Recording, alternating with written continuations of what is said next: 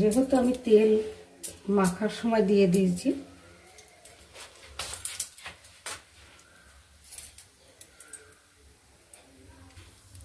মশলাটা সুন্দর গন্ধ বেরিয়েছে। এইবার আমি মাংসটাকে মাখানো মাংস ঢেলে দিচ্ছি।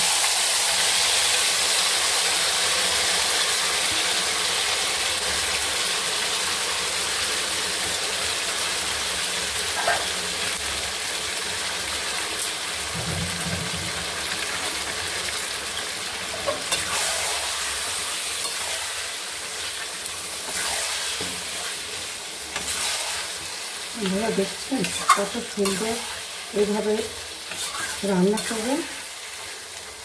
পাতলা ঝোল মটনের, দেশি মটন, খেতেও সুস্বাদু, খুব ভালো লাগবে। এই দেখুন বন্ধুরা, আমি এবার ঢাকাটা খুলে দেখছি কীরকম পরিস্থিতি।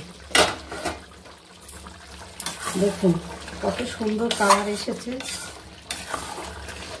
এই মটনের ঝোল আপনারা বাড়িতে করে খাবেন, খুব সুস্বাদু। দেখছেন কত সুন্দরভাবে কষছে, আর একটু কষবে, আমি আবার একটু ঢেকে দেবো।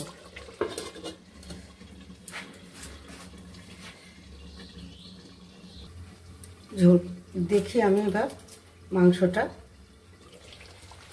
খুলে ঢাকাটা খুলে দিলাম।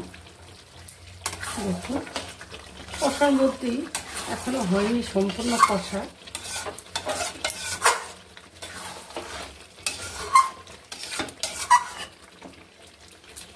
একদিকে জল গরম করতে দিয়েছি, জলটা গরম হচ্ছে। এবার আমি আরেকটু ঢেকে দিচ্ছি।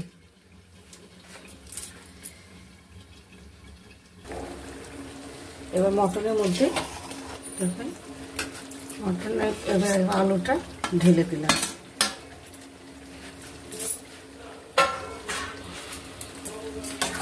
একটু আমি নেড়ে নিচ্ছি, দিয়ে জল আমি ঢেলে দেব।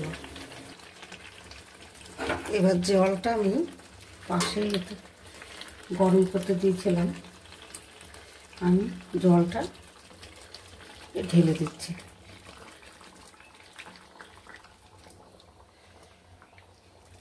গরম জল না দিলে মাংসর কালারটা নষ্ট হয়ে যাবে।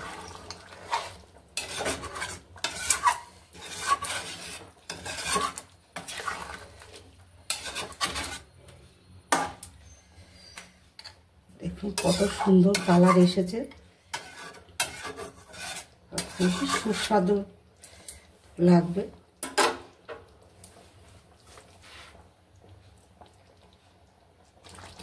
দেখুন এবার নামাবো। মাংসটা আমার হয়ে গেছে। এবার গরম মশলা একটু ওপর দিয়ে ছড়িয়ে দিচ্ছি।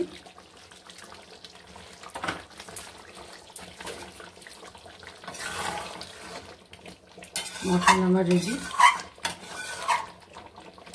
আর নামাবো বন্ধুরা। দেখুন মটনটা আমার রেডি হয়ে গেছে।